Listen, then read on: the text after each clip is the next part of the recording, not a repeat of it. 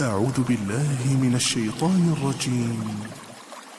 يا أيها الذين آمنوا إذا قيل لكم تفسحوا في المجالس فافسحوا يفسح الله لكم وإذا قيل انشزوا فانشزوا يرفع الله الذين آمنوا منكم والذين أوتوا العلم درجات والله بما تعملون خبير. Bismillahirrahmanirrahim. Assalamualaikum warahmatullahi wabarakatuh. Innal hamdalillah nahmaduhu wa nasta'inuhu wa nastaghfiruh wa na'udzu billahi min shururi anfusina wa sayyiati a'malina. Man yahdihillahu fala mudilla lahu wa man yudlil fala hadiya lahu. Wa asyhadu an la ilaha illallah rabbi wahdahu la syarika lahu wa asyhadu anna Muhammadan 'abduhu wa rasuluh. يا أيها الذين آمنوا اتقوا الله حق تقاته ولا تموتن إلا وأنتم مسلمون. يا أيها الناس اتقوا ربكم الذي خلقكم من نفس واحدة وخلق منها زوجها وبث منهما رجالا كثيرا ونساء واتقوا الله الذي تساءلون به والأرحام إن الله كان عليكم رقيبا. يا أيها الذين آمنوا اتقوا الله وقولوا قولا سديدا يصلح لكم أعمالكم ويغفر لكم ذنوبكم ومن يطع الله ورسوله فقد فاز فوزا عظيما. يعلموا فإن أصدق الحديث كتاب الله وخير الهدي هدي محمد صلى الله عليه وسلم وشر الأمور محدثاتها وكل محدثة بدعة وكل بدعة ضلالة وكل ضلالة في النار. أما بعد. Alhamdulillah wa syukrulillah ya ikhwah, atas segala nikmat dan karunia yang Allah limpahkan kepada kita. Alhamdulillah wa syukrulillah, pagi ini pun Allah Subhanahu wa taala berikan kesempatan, kenikmatan kepada kita untuk duduk di dalam majelis ilmu bersama-sama kita belajar mengkaji apa yang dapat kita pelajari dari Al-Qur'an dan As-Sunnah. Yang perlu kita ketahui ayohal ikhwah, perkara paling penting yang mana Allah Subhanahu wa taala menciptakan kita adalah agar kita beribadah kepada Allah Subhanahu wa taala. Wa ma khalaqtul jinna wal insa illa liya'budun. Tidaklah aku menciptakan jin dan manusia melainkan untuk beribadah kepadaku. Maka perkara terpenting dari semuanya adalah tauhid kepada Allah Subhanahu wa taala.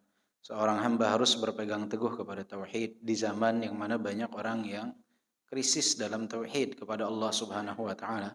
Banyak kaum muslimin yang tidak memahami bahwa apa yang dia lakukan ternyata merupakan kesyirikan. Mereka lupa bahwa tujuan mereka diutus ke dunia ini diciptakan oleh Allah Subhanahu wa taala adalah untuk mentauhidkan Allah, bukan untuk perkara yang lain. Yang paling utama adalah untuk mentauhidkan Allah Subhanahu wa taala.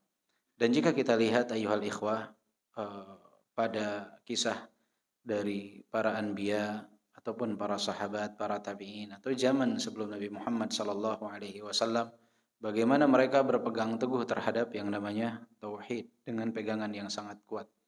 Dan salah satu contoh yang sangat luar biasa yang mungkin kita akan jadikan permulaan kajian kata hari ini adalah apa yang terjadi dengan Ashabul Ukhdud.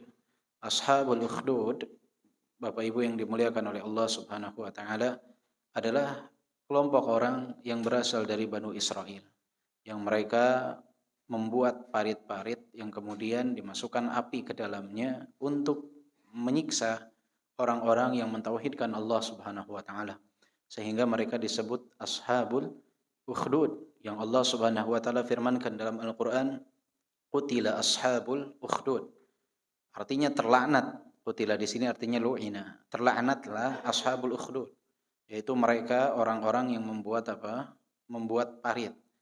Yang mana dengan parit tersebut dimasukkanlah orang-orang yang mentauhidkan Allah Subhanahu wa taala. Dan ada kisah berkenaan dengan Ashabul Ukhdud ini yang diriwayatkan oleh Imam Muslim dari sahabat Suhaib radhiyallahu anhu arda.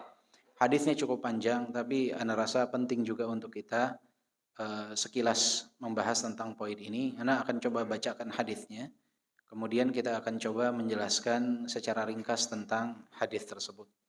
Kisah tentang Ashabul Ukhdud yang secara rinci diceritakan di dalam hadis Nabi Muhammad sallallahu alaihi wasallam dalam riwayat Sahih Muslim dari sahabat Suhaib radhiyallahu anhu. Dan yang menceritakan tentang kisah Ashabul Ukhdud ini langsung dari Rasulullah sallallahu alaihi wasallam. Rasulullah sallallahu alaihi wasallam bersabda, "Kana malikun fi man kana qablakum." Ada seorang raja di zaman sebelum kalian, kata Rasulullah sallallahu alaihi wasallam. "Wa kana lahu sahir."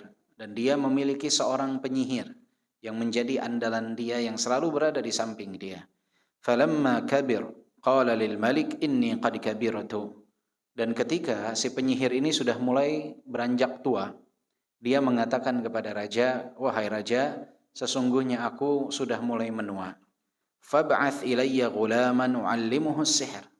Maka tunjuklah seorang anak yang kepadanya lah aku akan mengajarkan tentang ilmu sihir. Jadi dia ingin menurunkan ilmu sihirnya kepada anak tersebut. Bayangkan seorang penyihir pun dia tahu bahwa dia akan mati, tidak dapat bisa menyelamatkan dirinya dari yang namanya kematian. Sehingga dia ingin menunjuk seorang pemuda, anak kecil yang dia ingin ajarkan ilmu sihir tersebut. Dan dia memilih anak-anak karena apa? Karena mempelajari sesuatu bagi anak-anak itu seperti mengukir di atas batu. Dan pada orang dewasa ya seperti menulis di atas air. Anak-anak itu momentum terbaik untuk kita mendidik mereka dan mengajarkan mereka. Mereka menghafal itu waktu terbaik di masa anak-anak, bukan setelah dewasa. Tetapi siapa yang tidak dapat semuanya, ya jangan ditinggalkan semuanya. Artinya ketika kita mulai menyadari di masa tua kita, ya bukan berarti juga jangan belajar, tetap berikhtiar, tetap berusaha. Tapi dari kisah ini kita sama-sama tahu ternyata dari semenjak zaman dahulu, sebelum Nabi Muhammad SAW, dari zaman Bani Israel sekalipun, mereka tahu bahwa yang dapat manfaat lebih banyak adalah di saat seseorang belajar di masa muda, bukan di masa tua. Ini harus jadi pelajaran berharga bagi kita. Disebutkan illa yu'allimuhu as-sihr fa ba'atha ilaihi ghulaman yu'allimuhu. Akhirnya si raja ini mengutus satu anak untuk belajar sihir kepada si penyihir tersebut. Wa kana fi tariqihi idza salaka rahib faqada ilaihi wa sami'a kalamuhu fa'ajabahu.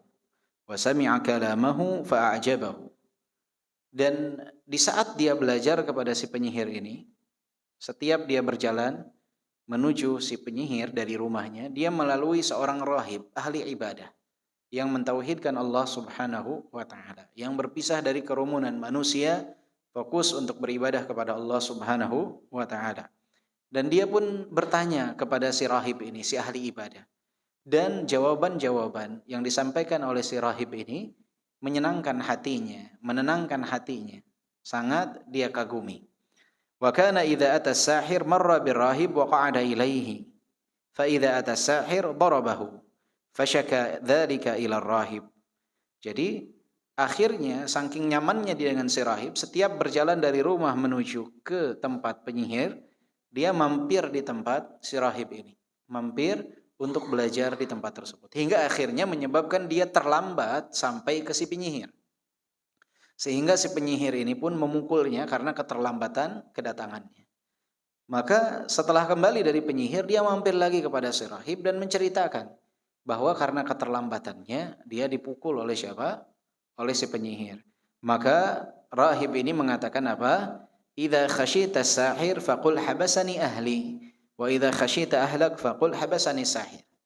Agar tetap menjadi rahasia pembelajaran dia bersama si ahli ibadah ini, si rahib ini, maka rahib memberikan saran, jika engkau terlambat datang kepada penyihir, katakanlah aku tertahan karena keluargaku. Dan jika engkau menemui masalah saat kembali kepada keluargamu karena keterlambatanmu, katakanlah maka yang menahanku adalah penyihir. Jadi sampaikan kepada si penyihir yang menahanku adalah keluarga, sampaikan kepada keluarga yang menahanku sehingga aku terlambat adalah penyihir. Sehingga mereka tidak tahu pertemuan antara anak ini dengan si rahib, dengan si ahli ibadah tersebut. Fabainama huwa kadzalik idz ata ala dabatin 'azimah qad habasatin nas. Si anak ini terus dia belajar di si rahib, belajar di penyihir. Belajar di sarahib, belajar di mana? Di penyihir. Di dua tempat dia belajar. Sampai dia menemukan kebingungan. Ini yang benar siapa? Si rahib atau si penyihir. Dia bingung mana yang benar. Bayangkan ayuhal ikhwah, inilah efek dari duduk di hadapan orang-orang yang menyampaikan kemungkaran. Ketika di brainwash terus-menerus, akan menjadi samar sampai orang bingung menentukan mana yang benar. Bayangkan rahib ahli ibadah yang mengajarkan tauhid dengan penyihir yang mengajarkan kesyirikan, jika dua-duanya dilakukan oleh seseorang menuntut ilmu di dua tempat tersebut, sampai dia sendiri bingung mana yang benar. Mana yang benar. Kenapa? Karena itulah yang namanya racun kemungkaran itu. Racun kesesatan itu luar biasa. Kenapa para ulama melarang untuk mujalasah, untuk duduk di tengah-tengah orang-orang yang menyimpang? Karena itu akan menimbulkan efek apa? Syubhat di dalam dirinya. Si anak ini mengalami hal tersebut. Dia datang ke penyihir, dia datang ke ahli ibadah, sampai dia bingung, ini yang benar mana di antara kedua orang tersebut. Padahal yang satu mengajarkan tauhid, yang satu mengajarkan kesyirikan. Tapi dia pun menjadi bingung saat itu. Hingga suatu hari ketika dia sedang berjalan, dia menemukan ada satu binatang besar. Tidak disebutkan binatangnya apa. Menghalangi jalan manusia saat itu. Maka dia jadikan momentum itu untuk bermunajat kepada Allah Subhanahu wa taala agar ditunjukkan mana yang benar dari yang batil. Bayangkan. Ya, jadi solusi di saat kita mendapatkan kebingungan adalah bermunajat kepada siapa? Kepada Allah Subhanahu wa taala. Anak kecil ini pun melakukan hal tersebut. Dia mengatakan dalam dirinya, al-yauma a'lamus sahir afdal amir rahib afdal. Saat ini adalah momentum aku untuk mengetahui siapa yang benar. Apakah penyihir atau yang benar adalah si ahli ibadah ini. Fa akhadha hajaran. Maka dia pun mengambil sebuah batu. Faqal, kemudian dia berdoa, Allahumma in kana amru rahib ahabba ilaik min amri sahir faqtul hadhihi dabbah.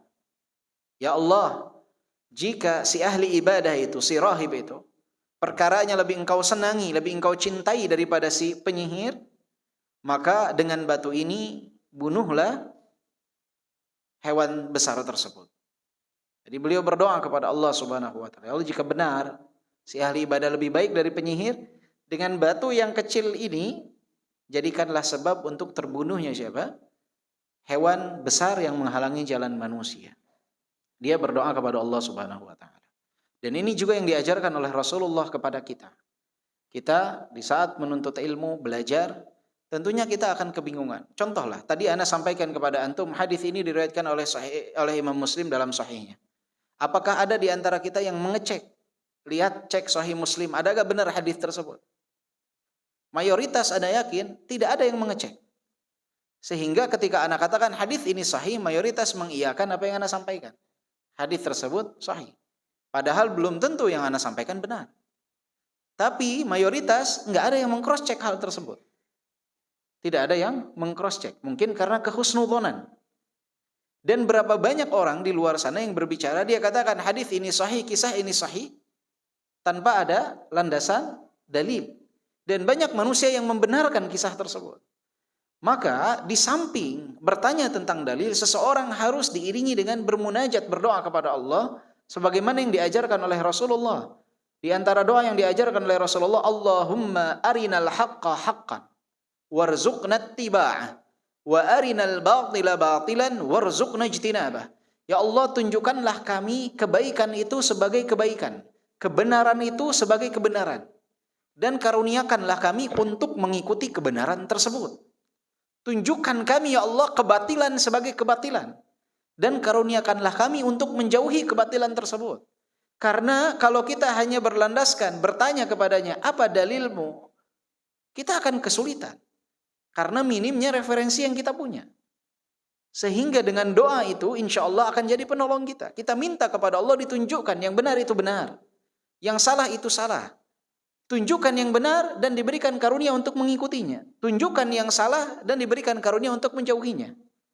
2 step tahapan nih. Tahu dulu yang benar, dikaruniakan untuk melakukannya. Tahu yang salah, dikaruniakan untuk menjauhinya. Mengapa 2 poin ini penting? Karena berapa banyak orang tahu yang benar, tapi dia tidak mengamalkannya. tahu yang salah tapi dia tidak menjauhinya. Maka 2 poin ini penting untuk kita minta kepada Allah. Tidak bisa dengan bahasa Arab, dengan bahasa Indonesia. Ya Allah, tunjukkan aku yang benar. Karuniakan aku untuk mengamalkannya, untuk mengikutinya. Tunjukkan aku yang salah dan karuniakan aku untuk menjauhinya. Jangan ujub terhadap diri, menganggap bahwa saya bisa menimbang mana yang benar dari yang salah. Berapa banyak orang yang tidak mengetahui banyak sekali dari ilmu. Kalau bukan dia berdoa kepada Allah, taufik dari Allah, dia akan kesulitan untuk menentukan. Karena betapa dahsyatnya sebaran fitnah dari ahlu syubhat. Yang mereka menyebarkan syubhat, kerancuan pemikiran. Sedangkan kemampuan kita terbatas. Maka saran ana, nasihat untuk ana dan bapak ibu semua, kita harus banyak berdoa kepada Allah Subhanahu wa taala agar ditunjukkan kebenaran sebagai kebenaran dan diberikan karunia untuk mengikuti kebenaran tersebut. Ya Allah, tunjukkan aku kebatilan sebagai kebatilan dan jauhkan aku dari kebatilan tersebut. Jangan ujub terhadap diri, menganggap saya mah udah benar. Nggak mungkin saya salah menimbang. Minta tetap kepada Allah Subhanahu wa taala. Karena berapa banyak perkara yang tidak kita ketahui. Sangat banyak. Ini dilakukan oleh anak tersebut. Kemudian apa kata Rasulullah? Hatta yamdin nas. Hingga betul batu tersebut dapat membunuh hewan itu dan manusia dapat berjalan melalui jalan tersebut. Faramaha faqatalaha wa madan nas. Dilempar oleh dia, kemudian manusia bisa berjalan dan berhasil dibunuh oleh anak tersebut. Fa'atar rahib fa akhbarahu. Kemudian dia datang kepada si rahib, mengabarkan, aku tadi bertemu dengan hewan besar di jalan, aku berdoa kepada Allah dengan batu tersebut agar bisa membunuh siapa? Hewan tersebut. Dicerita kepada si ahli ibadah ini. Kemudian apa yang dikatakan oleh rahib? Rahib mengatakan, "Ai bunai, antal yauma afdalu minni." Wahai anakku, saat ini sesungguhnya engkau lebih baik daripadaku. Engkau afdal daripadaku. Kenapa? Karena doanya diijabah oleh Allah Subhanahu wa taala. Dan doa diijabah itu adalah tanda kecintaan Allah Subhanahu wa taala kepada seorang hamba. Sebagaimana dalam hadis qudsi ketika Allah menjelaskan tentang wali Allah Subhanahu wa taala, "Man 'ada li waliyan faqad adzantuhu bil harb." Siapa yang mengganggu wali-waliku, maka sama saja dia mengajak berperang kepadaku. "Wa ma taqarraba ilayya 'abdi bi syai'in ahabbu ilayya mimma aftaratuhu 'alaihi." Hambaku terus melakukan amalan, mendekatkan diri kepadaku, dan tidak ada amalan yang paling aku cintai melainkan apa yang aku wajibkan kepada mereka.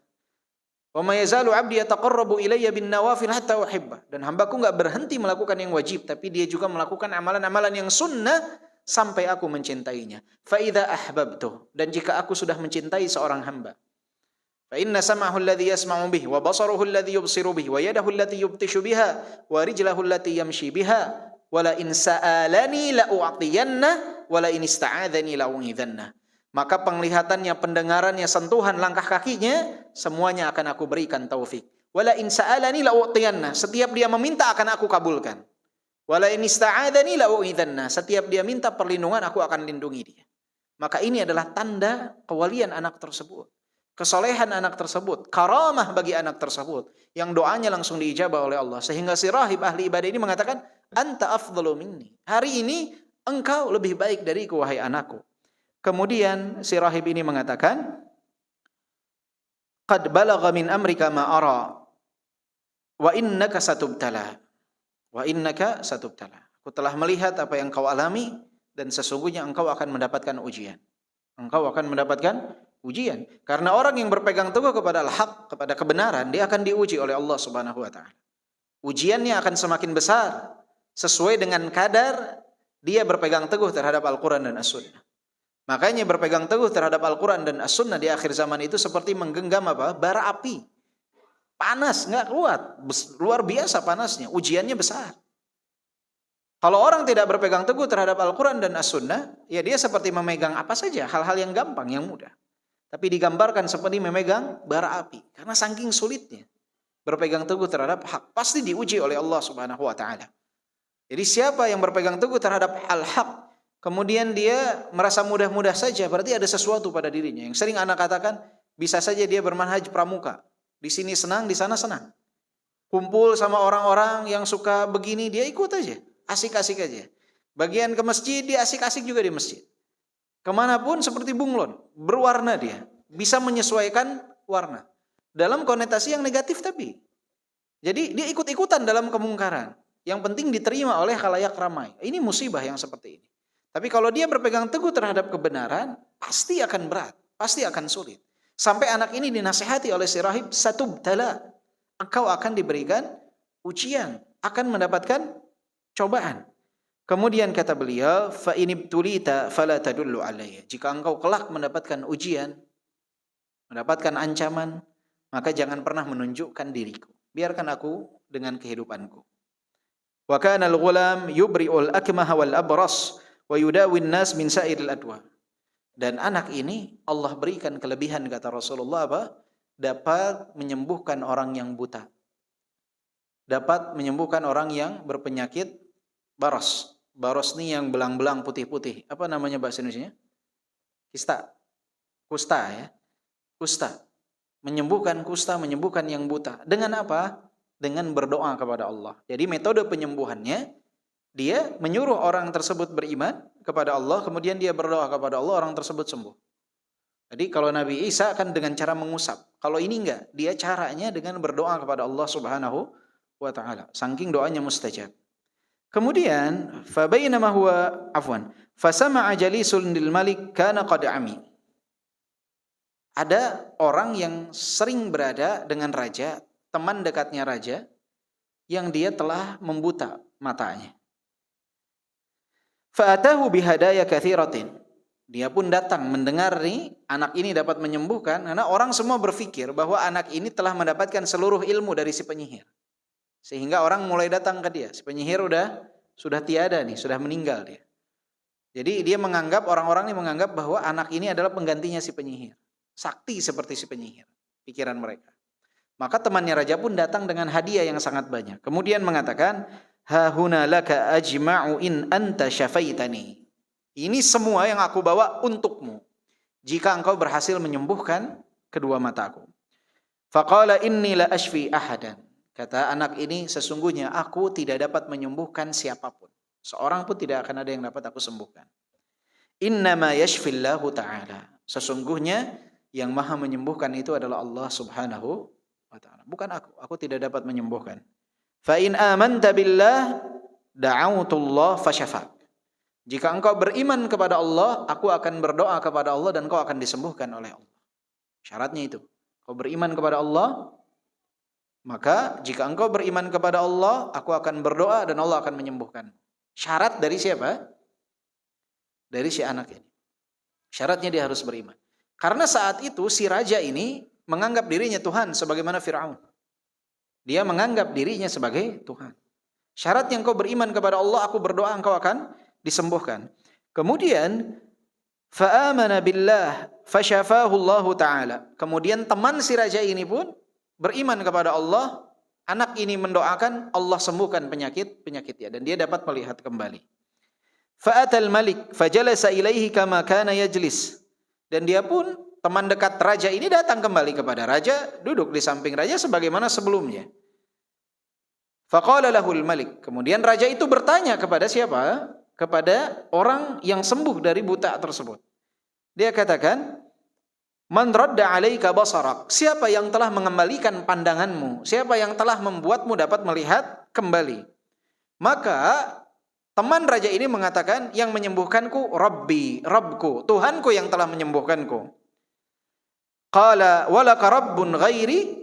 Apakah engkau punya Rabb selainku? Apakah engkau punya Tuhan selainku? Kata si raja. Bayangkan, sebagaimana Fir'aun mengaku dirinya Tuhan. Apakah engkau punya Tuhan selainku? Maka temannya tersebut mengatakan, Rabbi wa Rabbukallah. Tuhanku dan Tuhanmu adalah Allah Subhanahu wa ta'ala. Lihat, tauhid baru masuk Islamnya. Tapi tauhidnya apa? 3. Rabbi wa Rabbukallah. Ini yang sangat disayangkan. Banyak orang yang tidak sekuat ini untuk menegakkan tauhid. Padahal puluhan tahun dia sholat, puluhan tahun dia ibadah, puluhan tahun dia bersedekah, dia haji, melakukan banyak hal. Tapi seringkali apa? Lemah dalam tauhid. Ya. Seringkali melakukan perkara-perkara yang mengandung kesyirikan, itu orang baru masuk dalam Islam. Dia berani berdiri di hadapan raja yang mengaku dirinya Tuhan dan mengatakan apa? Rabbi wa rabbukallah. Ada yang seperti ini zaman sekarang, sulit. Maka ini harus jadi contoh bagi kita. Kata orang tersebut, Rabbi wa rabbukallah.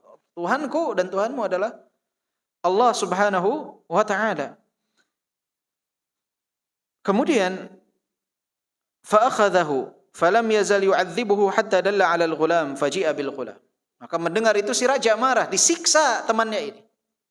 Sampai temannya ini menunjukkan dari mana dia dapatkan ajaran ini, dia katakan dari si ghulam, anak kecil tersebut yang telah diajarkan apa? Sihir. Faqala lahul malik ay bunay qad balagha min sihrika ma tubri'ul akmaha wal abras wa taf'alu wa taf'al. Faqala inni la ashfi ahadan innama yashfi Allah ta'ala. Kata si raja ini ketika lihat, ini anak kecil yang diajarkan sihir. Maka dia katakan, wahai anak kecil, ternyata engkau telah sampai kepada ilmu sihir yang luar biasa. Dapat menyembuhkan yang punya penyakit kusta, dapat menyembuhkan orang yang buta, luar biasa. Kata anak kecil tersebut mengatakan apa? Inni la ashfi ahada. Aku tidak menyembuhkan seorang pun. Innama yashfillahu ta'ala. Sesungguhnya yang menyembuhkan itu siapa? Allah Subhanahu wa ta'ala. Akhirnya dia pun diazab sebagaimana diazabnya kawannya raja. Hingga akhirnya hatta dalla 'ala rahib. Saking enggak kuatnya diazab, dia menunjukkan dari mana dia dapatkan ilmu tersebut. Dari si rahib, si ahli ibadah. Maka si ahli ibadah ini pun apa? Dipanggil oleh raja. Faji'a birrahib faqila lahu arji' an dinik fa aba. Kata si rahib, kata si raja ini, kembalilah kepada agamamu, sembah aku lagi. Kepada si rahib ahli ibadah nih. Sembah aku, jangan sembah Tuhanmu. Diazab terus. Enggak mau. Dia menyembah raja. Dia hanya mau menyembah Allah Subhanahu wa ta'ala. Fada'a bil minsyar. Kemudian raja menyuruh mengambil minsyar, gergaji. Fawudi al-minsyar fi mafraqi ra'sihi. Kemudian si gergaji ini diletakkan tepat di tengah-tengah kepalanya, di atas. Fasyaqqahu hatta waqa'a syaqqah. Kemudian dengan gergaji tersebut dibelah. Siapa? Si rahib ini yang ahli ibadah. Dibelah dua total. Sampai terpisah kanan dengan digergaji, ya. Bayangkan. Dan dia tetap berada dalam apa? Tauhid. Mentauhidkan Allah Subhanahu wa ta'ala. Enggan melakukan hal yang lain. Tsumma ji'a bi jalisil malik. Temannya yang telah sembuh matanya itu dipanggil juga oleh raja. Irji' an dinik. Kembali kepada agamamu. Fa'aba. Enggak mau kembali kepada agamanya. Fawudi al-minsyar fi mafraqi ra'sihi fasyaqqahu bihi hatta waqa'a syaqqah. Sama. Diletakkan gergaji di atas kepalanya, dibelah. Sampai terbelah dua. Sampai mati. Dan dia tetap mentauhidkan Allah Subhanahu wa ta'ala. Kemudian kata Rasulullah sallallahu alaihi wasallam, "Tsumma ji'a bil ghulam." Faqila lah irji' an dini. Kemudian didatangkan anak kecil tersebut, dikatakan kepadanya, kembalilah kepada agamamu. Maka anak kecil tersebut enggan, fa'aba. Enggak mau dia. Tidak mau beriman kepada raja, hanya mau beriman kepada Allah. Maka raja ini pun dalam rencana dia untuk membunuh si anak kecil ini ingin cara yang lebih dahsyat. Enggak mau cuma digergaji saja. Karena anak kecil ini sangat berpengaruh. Orang banyak yang berobat ke dia. Jadi raja ini ingin sekali si anak kecil ini beriman kepada siapa? Kepada raja. Maka proses pembunuhannya tidak dengan digergaji. Tapi apa kata Rasulullah? Fada'fa'ahu ila nafarin min ashabihi faqala idhabu bihi ila jabal. Kadha wa kadha fas'adu bihi al-jabal fa idza balagtum dirwatahu fa in raja'a an dinihi wa illa fatrahuhu. Kata raja, suruh beberapa orang bawa anak kecil ini naik ke atas gunung, ke atas bukit. Kemudian di atas bukit tersebut, raja naik ke atas bukit tersebut, dia diperintahkan oleh raja orang-orang tersebut, jika sudah kalian sampai ke puncak bukit, maka lemparkanlah anak tersebut jika dia enggan untuk beriman kepadaku. Raja berharap di perjalanan ketakutan anak kecil ini mau beriman kepada siapa? Kepada si raja. Kemudian apa? Farajafa, anak kecil ini mengatakan, Fadhahabu bihi fasa'adu bihil jabal. Mereka udah naik ke atas puncak bukit, kemudian anak kecil ini berdoa, Allahumma kfinihim bima syi'ta. Ya Allah, cukupkanlah aku dari mereka dengan cara yang Kau inginkan. Allahumma kfinihim bima syi'ta. Ya Allah, cukupkanlah aku dari mereka dengan apa yang Kau mau. Kemudian apa kata Rasulullah? Farajafa bihimul jabal. Bergoncang gunung tersebut. Bergoncang gunung tersebut, fasaqatu, jatuh semuanya yang bersama si anak kecil ini. Wajaa yamshi ilal malik. Dia pun berjalan lagi, datang lagi ke si raja. Aku masih hidup. Balik lagi si anak kecil. Aku masih hidup. Ya. Faqala lahul malik ma fa'ala ashab. Mana yang bersama engkau? Orang-orang tersebut. Faqal kafanihimullahu ta'ala. Allah telah mencukupkan aku atas mereka. Sudah jatuh, semuanya meninggal. Raja kebingungan. Akhirnya kata raja, fadafa'ahu ila nafar min ashabihi faqal, idhabu bihi fahmuluhu fi qurqur wa tawassatu bihi al-bahr fa in raja'a an dinihi wa illa faqdhifu. Lewat gunung enggak mempan, raja memerintahkan beberapa orang bawa dia di atas kapal, di atas perahu. Jika sampai di tengah laut, suruh dia kembali kepada agamanya. Jika tidak, tenggelamkan dia di mana? Di tengah laut. Kemudian apa? Anak kecil ini pun kembali berdoa kepada Allah Subhanahu wa taala, Allahumma kfinihim bima syi'ta. Ya Allah, cukupkan aku dari mereka dengan apa yang Kau mau. Fankafat bihimus safinah faghariqu. Maka terbaliklah perahu tersebut hingga mereka pun tenggelam, kata Rasulullah sallallahu alaihi wasallam, dan anak kecil ini dapat selamat. Wajaa yamshi ilal malik. Balik lagi dia ke raja. Mengadukan, aku masih sakti nih anak, ya. Luar biasa. Faqala lahul malik, ma fa'ala ashabu? Faqala kafanihimullahu ta'ala. Raja ini bingung, mana teman-teman yang bersamamu, orang-orang yang bersamamu? Kata anak ini mengatakan, Allah telah cukupkan aku atas mereka. Raja kebingungan, bagaimana cara membunuh anak kecil ini? Maka anak kecil ini punya ide kepada si raja. Faqala lil malik, innaka lasta biqatili hatta taf'alu ma amaruka bih. Engkau enggak bisa membunuhku sampai engkau melakukan apa yang aku perintahkan, kata si anak kecil ini. Raja tertarik dengan tawaran dari si anak ini. Mahu, kata raja, apa itu? Qala tajma'un nasa fi sa'idin wahid. Engkau kumpulkan manusia pada satu tempat, kata si anak kecil ini. Kumpulkan manusia pada satu tempat. Wa taslubuni ala jid'in. Thumma khudh sahman min kananati, thumma wada'i sahmi fi kabidil qaus. Thumma qala bismillahi rabbil ghulam, thumma armini. Caranya gampang. Kau kumpulkan manusia di tanah yang lapang, kemudian kau salib aku. Ya, tancapkan aku di pohon, di pelepah, di batang pohon kurma. Tancapkan aku di sana. Kemudian kau siapkan panah. Dan kemudian sebelum engkau melempar aku dengan anak panah, katakanlah terlebih dahulu bismillahi rabbil ghulam. Dengan apa? Bismillahi rabbil ghulam. Dengan menyebut nama Tuhan dari anak ini. Kemudian panahlah aku. Jadi syaratnya engkau sebelum melempar panah bilang bismillahi rabbil ghulam. Dengan menyebut nama Rabb dari anak tersebut.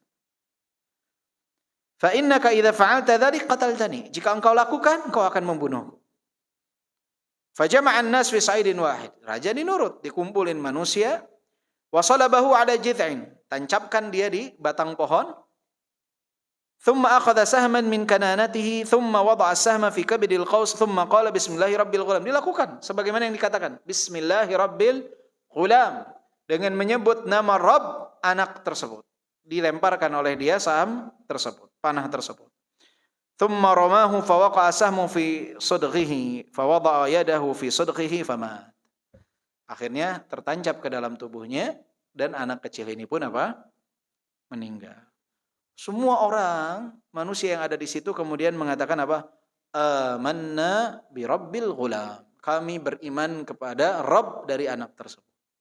Amanna billah. Kami beriman kepada siapa? Kepada Allah. Dengan cara tersebut, mereka semua masuk ke dalam tauhid. Mentauhidkan Allah Subhanahu wa ta'ala. Nah, ini yang dibolehkan, seseorang mengorbankan diri satu orang untuk kemaslahatan yang banyak. Bukan dia melakukan bom bunuh diri satu orang, kemudian yang meninggalnya pun mayoritas kaum muslimin, ditambah setelah itu Tidak ada maslahat sama sekali bagi kaum muslimin. Jadi memudaratkan banyak orang dengan cara yang keliru. Kemudian dengan dalih mengatakan apa? Saya berjihad. Lah, jihad apa? Ya, anak kecil ini mengorbankan dirinya untuk menjadikan seluruh umat saat itu apa? Beriman kepada Allah Subhanahu wa ta'ala. Jadi tidak relevan kalau kisah ini dijadikan sebagai landasan bolehnya seseorang membunuh diri untuk sesuatu yang tidak ada sama sekali kaitannya dengan kemaslahatan bagi umat. Bagi umat. Kadang dia membunuh 3 orang, akhirnya dari dia yang dibunuh 100 orang. Gara-gara hal tersebut. Atau bahkan yang lebih dahsyatnya yang terbunuh dari apa yang dia lakukan mayoritasnya adalah kaum muslimin. Dan andaikan yang terbunuh pun satu orang yang kufur kepada Allah Subhanahu wa taala, dia kafir apa? Kafir muahad, kafir zimmi. Enggak boleh untuk dibunuh. Kata Rasulullah, "Man qatala muahadan lam yarah raihatal jannah." Siapa yang membunuh orang kafir yang ada perjanjian di antara kita dengan mereka, enggak akan mencium wangi surga. Dari mana mengatakan dirinya berjihad kepada Allah Subhanahu wa taala? Pada Rasulullah katakan tidak akan mencium wangi surga. Orang yang kufur kepada Allah yang boleh untuk diperangi adalah kafir harbi, yang mereka memerangi kaum muslimin. Tapi kafir muahad, kafir zimmi, enggak boleh untuk kita membunuhnya, dosa besar hal tersebut. Enggak boleh sama sekali. Bahkan tidak akan mencium wangi surga. Kata siapa? Kata Rasulullah sallallahu alaihi wasallam. Walhasil anak tersebut berhasil menjadikan orang-orang tersebut apa? Beriman kepada Allah Subhanahu wa taala. Kemudian fa'utiyal malik faqila lah ara'aita ma kunta tahdharu qad wallahi nazala bika hadharu qad amana an-nas. Diinformasikan kepada si raja, manusia semua sekarang telah apa? Telah beriman kepada Allah Subhanahu wa taala. Fa amara bil ukhdud bi afwahis sikak fa khuddat wa adrim fiha an-niran. Kemudian raja ini pun memerintahkan pasukannya untuk membuat ukhdud, membuat parit. Kemudian disiapkan api di dalamnya. Kemudian raja tersebut mengatakan, "Man lam yarja' an dini fa aqhimuhu fiha." Siapa yang tidak kembali untuk menyembahku, mau tetap menyembah Allah, maka lemparkanlah ke dalam parit yang berisi api tersebut, dibakar hidup-hidup. Fafa'alu hatta ja'at imra'atun wa ma'aha as-sabi. Dilakukan tuh, banyak yang dilemparkan ke tengah api tersebut. Sampai ada seorang wanita yang dia punya bayi. Punya bayi, fataqa'asat an taqa'a fiha. Sedikit khawatir meninggalkan bayinya, melakukan hal tersebut. Karena ya dia harus meloncat kemana? Ke tempat yang penuh dengan api tersebut. Karena keimanan dia kepada Allah Subhanahu wa taala. Faqala lahal ghulam. Anak kecil ini berikan izin oleh Allah untuk berbicara. Mengatakan, "Ya ummah isbiri fa innaki 'alal haq." Wahai ibuku, Allah berikan karunia dia untuk berbicara. Wahai ibuku, isbiri 'alal haq. Sabarlah dalam kebenaran, di atas kebenaran. Isbiri 'alal haq fa innaki 'alal haq. Bersabarlah karena sesungguhnya engkau berada di atas kebenaran. Berada di atas kebenaran. Maka orang-orang yang hadis ini diriwayatkan oleh Imam Muslim, orang-orang yang membuat parit tersebut yang disebut dengan ashabul ukhdud. Maka coba baca dalam surat Al-Buruj. Ada yang bawa Al-Quran terjemahan? Ada di Google kali ya? Ada? Coba, ada yang baca?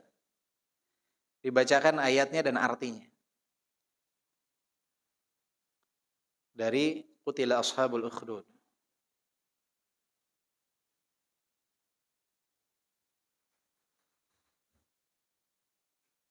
Ada yang mau baca?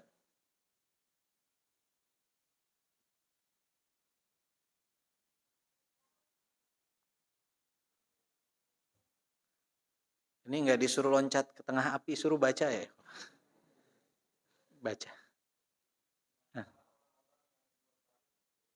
Ada yang baca ayatnya dulu? Qutila ashabul ukhdud. Apa artinya? Binasalah, celakalah orang-orang yang telah membuat parit. Kemudian ayatnya. Qutila ashabul ukhdud id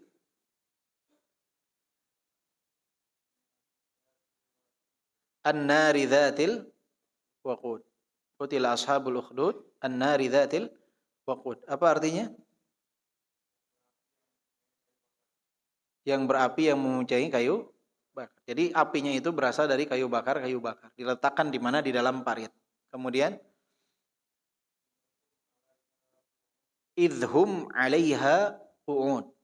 Mereka duduk-duduk tuh, betul? Di samping apa? Di samping parit, menyaksikan bagaimana orang-orang yang beriman itu dibakar. Kemudian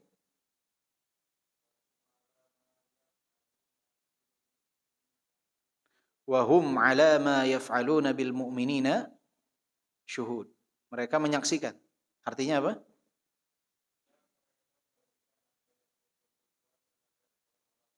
Mereka menyaksikan apa yang mereka perbuat kepada orang-orang yang beriman. Kemudian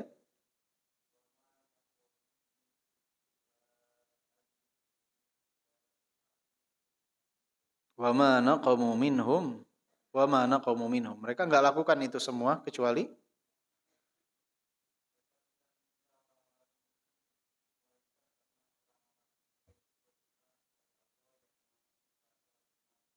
sebab mereka melakukan itu karena apa? Karena orang-orang yang beriman itu beriman kepada siapa? Kepada Allah Subhanahu wa taala. Ini adalah kisah yang dijelaskan secara rinci dalam hadis di dalam Sahih Muslim yang tadi kita bacakan. Peristiwa Ashabul Ukhdud. Apa yang membuat mereka diperangi? Karena mereka mentauhidkan Allah. Jadi antum jangan bertanya kenapa mereka memerangi kita? Kenapa mereka memerangi kaum muslimin? Karena kita mentauhidkan Allah, itu tidak membuat mereka nyaman. Kenapa Islam di mana-mana itu selalu luar biasa ya. Selalu dianggap sebagai sesuatu yang menakutkan. Kalau di Eropa itu ada Islamophobia ya, takut. Mereka apa? Karena kita mentauhidkan Allah Subhanahu wa taala tidak membuat mereka nyaman. Tidak membuat mereka nyaman. Sampai pemberitaan tuh waliyadzubillah. Kadang-kala kalau yang melakukan sesuatu itu orang Islam, yang di blow up itu adalah fulannya padahal rajin pengajian. Kadang kalau tersangka itu udah langsung pakai kerudung, padahal seharinya nggak pernah pakai kerudung. Kalau dia laki-laki langsung pakai peci, pakai sarung, padahal biasanya nggak pernah tuh pakai peci, pakai sarung. Udah luar biasa sekali. Ya. Tiba-tiba kalau di pengadilan dia pakai peci, pakai sarung, pakai kerudung, luar biasa sekali. Ya. Luar biasa. Dan sering di blow up itu di berita itu apa? Islamnya itu. Ketika seorang Muslim melakukan kemungkaran, Islamnya itu begitu menonjol sekali. Begitu menonjol sekali. Tapi ketika yang tidak beragama Islam melakukan kesalahan, itu tidak ada identitas agama yang ditonjolkan. Enggak ada identitas agama yang ditonjolkan. Kenapa bisa seperti ini? Karena sangat luar biasanya dakwah Islam. Dan kita harus bangga sebagai seorang Muslim. Enggak ada agama di dunia ini yang dicecar, yang dicaci, yang dimaki, yang disebarkan berita bohong seperti Islam, tapi masih bisa tegak seperti Islam. Enggak ada. Berapa banyak orang-orang di Eropa, di Amerika yang masuk ke dalam agama Islam. Justru bifadlillah, karena keutamaan dari Allah, celaan dan cacian mereka terhadap agama Islam menyebabkan orang penasaran untuk mempelajari Islam. Karena banyak di antara mereka itu orang-orang yang objektif. Mereka nggak mau mendengar dari satu pihak. Mereka baca hingga akhirnya mereka menemukan cahaya tauhid yang sangat luar biasa sekali. Maka ayyuhal ikhwah, yang namanya dakwah tauhid akan tetap tegak. Ada atau tidak adanya kita di dalam. Dakwah tauhid akan tetap bersinar. Tanpa kita ataupun dengan kita. Pilihannya adalah kita mau berada di dalam dakwah tersebut atau kita mau berada di luar dakwah tersebut. Tapi dakwah tauhid akan tetap menyebar. Karena ini mendapatkan pertolongan dari siapa? Dari Allah Subhanahu wa taala. Dakwah Islam akan menyebar kemana-mana. Tinggal kita mau ikut ambil andil bagian atau kita tidak mau ikut andil dalam bagian tersebut. Dan dia akan tetap berjalan ada. Jadi kalau kita tidak ikut ambil bagian dari dakwah Islam ini, kita yang merugi. Karena dakwah akan tetap berjalan. Jangan pernah berpikir, wah kalau nggak ada nih dakwah. Akan tetap ada. Akan tetap ada. Atau ada yang mengatakan, wah saya kan punya masjid fulan. Kalau saya stop kajian di masjid fulan tersebut, nggak akan ada lagi dakwah. Banyak. Masjid banyak, rumah pun banyak. Bahkan orang bisa bikin kajian di pinggir jalan, di taman-taman. Semua sangat mudah. Nggak ada yang sulit. Tidak ada yang sulit. Ya. Makanya kata nasihat dari Syekh Muqbil Al-Wadi rahimahullah mengatakan, kata beliau, sesungguhnya al-haq ini akan ditolong oleh Allah Subhanahu wa taala. Walaupun masjid-masjid itu diambil alih, tidak boleh ada kajian di dalamnya, masih ada ujung-ujung jalan, ya, jalan-jalan yang bisa digunakan oleh kaum muslimin untuk apa? Untuk belajar. Dia bisa belajar di taman, di rumah, dimanapun. Tempat belajar sangat banyak. Maka merugi orang yang tidak ambil bagian dalam dakwah atau menghalangi tersebarnya dakwah Islam ini dengan hal-hal yang tidak sesuai dengan tuntunan. Maka ya ikhwah, yang terpenting bagi kita dari kisah ini kita pelajari bahwa harus ada semangat bagi kita untuk menegakkan tauhid. Minta kepada Allah untuk ditunjukkan kebenaran sebagai kebenaran. Ya, antum beres kajian ini minta kepada Allah sebelum kajian. Tunjukkan kebenaran sebagai kebenaran. Diberikan karunia untuk mendekati, melakukan kebenaran tersebut. Tunjukkan keburukan sebagai keburukan. Dan minta kepada Allah agar dikaruniakan untuk menjauh dari keburukan tersebut. Jangan sampai kita terlalu ujub, bangga diri terhadap apa yang telah kita lakukan, menganggap udahlah saya pasti benar. Enggak, belum tentu. Ya, bisa saja ada hal-hal banyak yang tidak kita ketahui. Minta terus kepada Allah Subhanahu wa taala agar Allah bukakan jalan hidayah bagi kita. Harus ikhtiar kitanya. Ya, jangan mengatakan saya belum dapat hidayah, saya nggak mau. Kitanya ikhtiar dengan apa? Dengan datang ke majelis ilmu, dengan berdoa.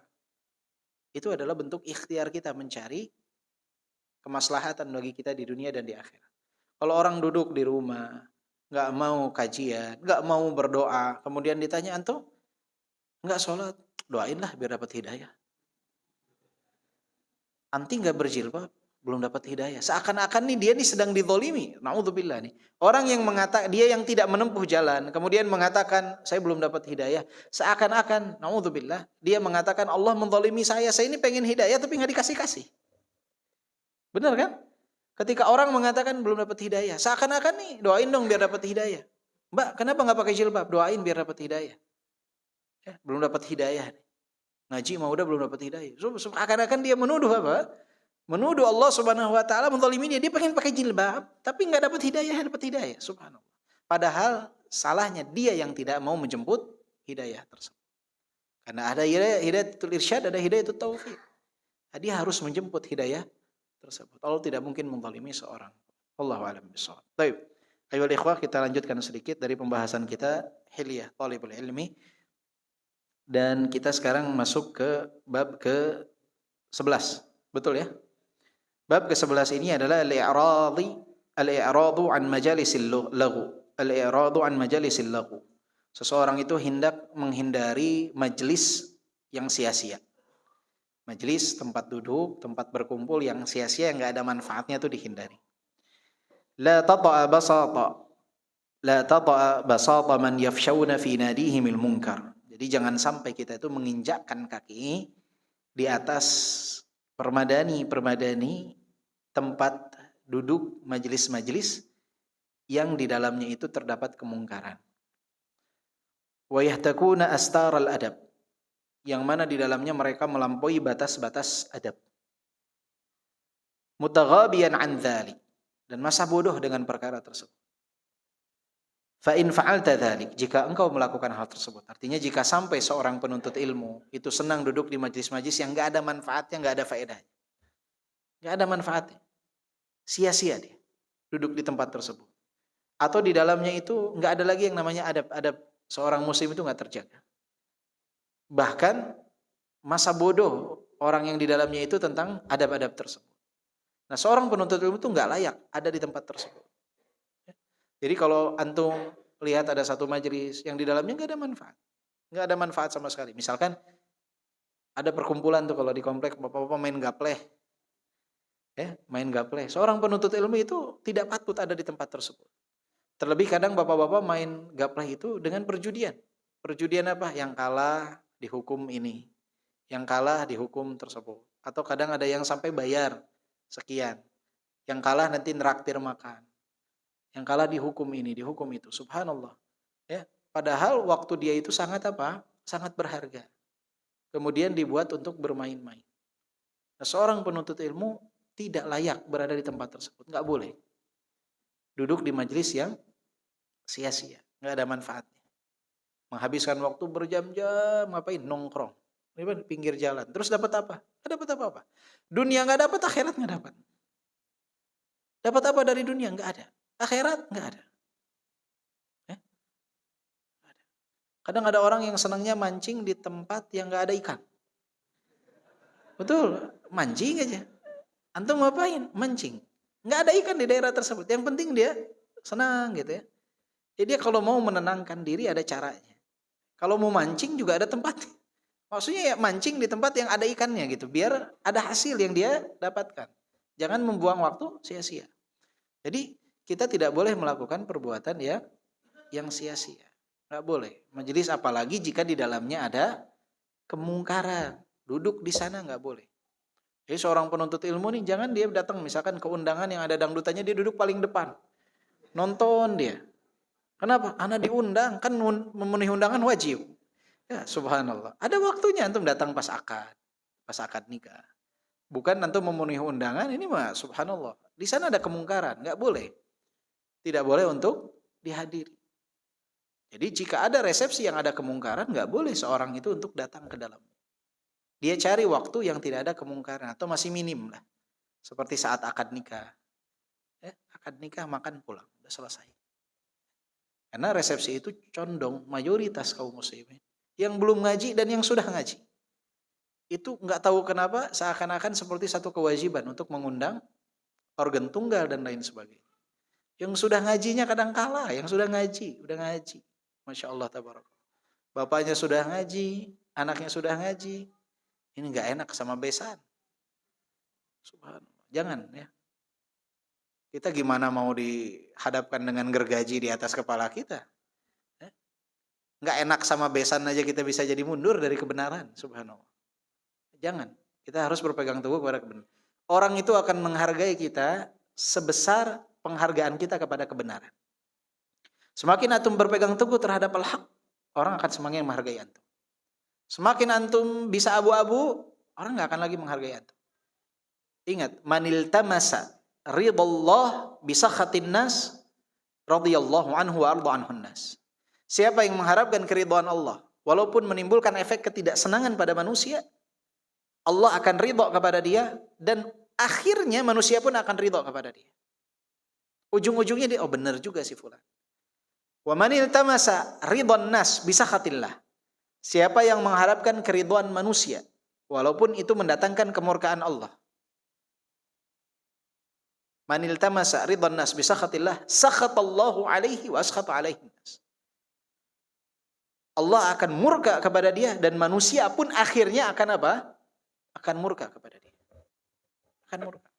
Antum jika misalkan membuat video dakwah, kemudian antum berpikir, ini biar orang tertarik, saya mau selingin musik deh di dalamnya. Kan sekarang biar lebih apa? Biar lebih orang tersentuh. Saya ingin apa? Selingkan musik di dalamnya.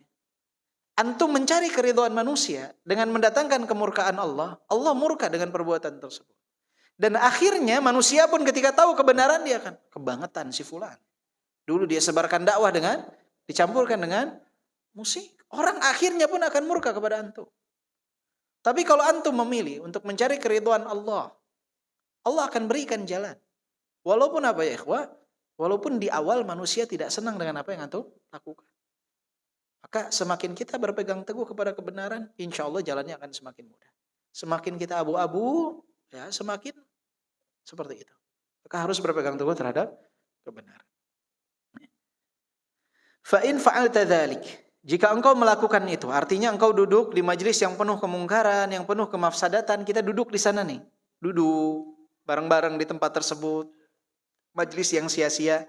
Fa inna jinayataka 'alal 'ilmi wa ahlihi 'azimah. Sesungguhnya dosamu, kesalahanmu terhadap ilmu dan ahli ilmu sangat besar. Kenapa? Efeknya itu, dosanya itu enggak cuman kepada diri dia. Tapi dia akan menyebabkan apa? Melakukan kesalahan sama saja dia ketika duduk di majelis yang penuh kemungkaran, yang majelis yang sia-sia itu, dia tidak hanya memudaratkan dirinya, tapi juga dia melakukan kesalahan kepada ilmu dan kepada ahli ilmu. Kenapa? Karena image orang itu melihat dia seperti melihat ilmu. Ketika orang tersebut sebagai seorang penuntut ilmu, dengan mazharnya, penampilannya sebagai seorang penuntut ilmu, duduk di tempat yang mungkar, maka kacamata orang awam akan melihat dia itu sebagai seorang ahli ilmu dan sebagai orang yang berilmu. Dan ilmu itu seperti cover pada dirinya. Sehingga ketika orang tersebut melihat antum berada di tempat kemungkaran, image negatifnya bukan hanya kepada antum, tapi juga kepada ilmu dan kepada orang-orang yang berilmu.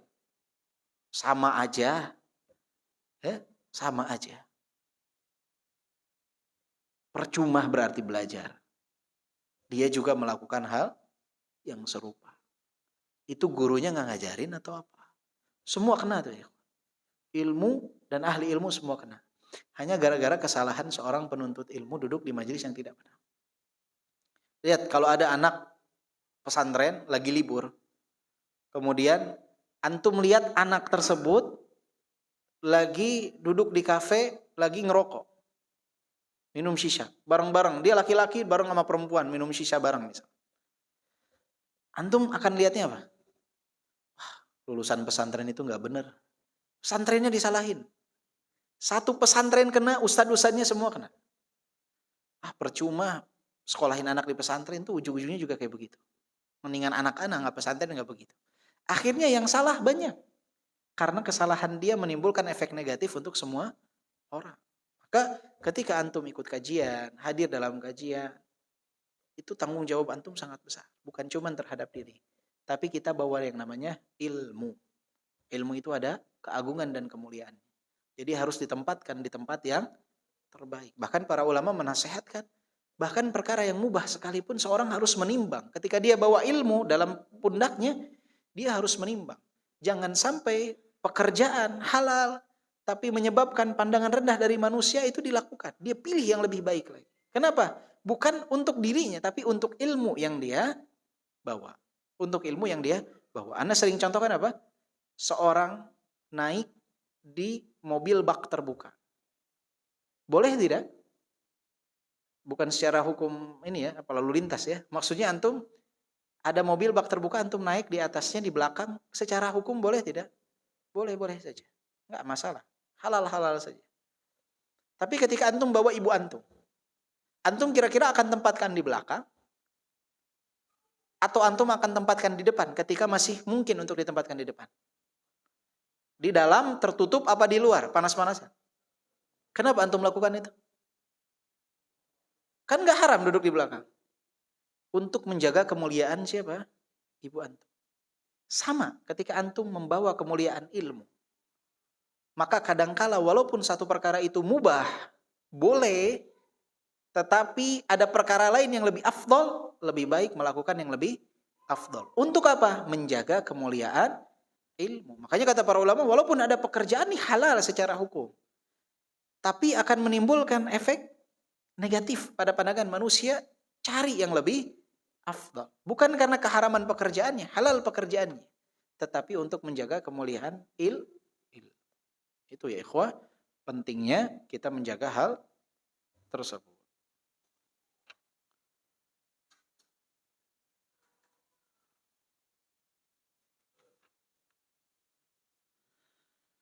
Cukup deh. Udah banyak yang ngantuk-ngantuk. Ayo ikhwah, mungkin kita cukupkan dulu sampai di sini, nanti insyaallah. Kemudian untuk pekan depan, ana izin untuk pekan depan mungkin agak maju jadwal kita ya, ke 6:30. Insyaallah jadwal kita sedikit maju ke pukul 6.30. Insyaallah nanti akan diumumkan juga di flyernya. Mungkin itu. Tidak ada pertanyaan? Ada ya? Ya, Allah. Salam.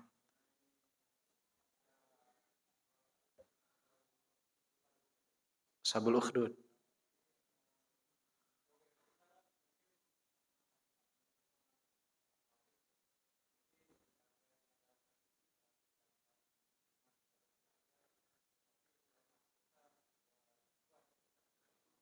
Bagus, pertanyaannya bagus nih. Anda lupa menyampaikan. Mungkin sebagian dari antum mengatakan, bukannya boleh seseorang mengungkapkan kalimat kekufuran untuk menghindari kemudaratan pada dirinya. Ya, mengucapkan kekufuran dalam kondisi dia ikrah, membenci hal tersebut. Hatinya beriman, tapi agar tidak dibunuh mengucapkan kalimat kekufuran. Bukankah boleh seperti itu? Ini ada tafsil, ada pembagian. Jadi para ulama menyebutkan, jika itu hanya berkaitan dengan dirinya sendiri, maka dia bil ikhtiar, boleh memilih. Artinya antum di dalam kamar, disiksa oleh seseorang, ditembakkan pisau di atas kepala antum. Keluar dari Islam atau saya bunuh. Nggak ada orang tuh di luar sana yang dapat menyaksikan apa yang antum lakukan. Tidak direkam pula. Artinya apa? Yang akan mendapatkan kemudaratan hanya antum saja. Yang tahu hanya antum saja. Maka dalam kondisi seperti itu dia bil ikhtiar. Dia boleh memilih. Dia mau tetap menegakkan tauhid, mengatakan la ilaha illallah, efeknya dia dibunuh, insya Allah dia syahid. Atau dia boleh mengucapkan kalimat kekufuran untuk menyelamatkan diri. Dia boleh memilih satu di antara dua. Tetapi jika kalimat kekufuran tersebut ketika dia ucapkan akan menimbulkan efek negatif untuk umat, untuk masyarakat, untuk orang lain, maka yang terbaik bagi dia tetap dalam tauhid. Sebagaimana kasus anak tersebut. Jadi misalkan antum dikumpulkan di tengah masyarakat, kita nggak tahu ya, mungkin zaman dahulu lah, misalkan zamannya para penjajah datang misal. Kemudian ada satu kiai hendak digantung misal. Kemudian dia dikatakan, kamu sembahlah matahari, keluar dari agamamu, atau saya bunuh. Dia harus memilih untuk tetap dalam tauhid. Kenapa? Karena kalau dia keluar dari agama Islam, masyarakat yang menyaksikannya juga akan ikut keluar dari agama Islam. Nah, jika kasusnya seperti itu, yang terbaik adalah tetap mentauhidkan Allah Subhanahu wa taala. Tapi jika dia sendiri, tidak ada yang melihat, tidak ada rekaman misalkan, hanya dia saja, dia boleh memilih antara dua hal tersebut.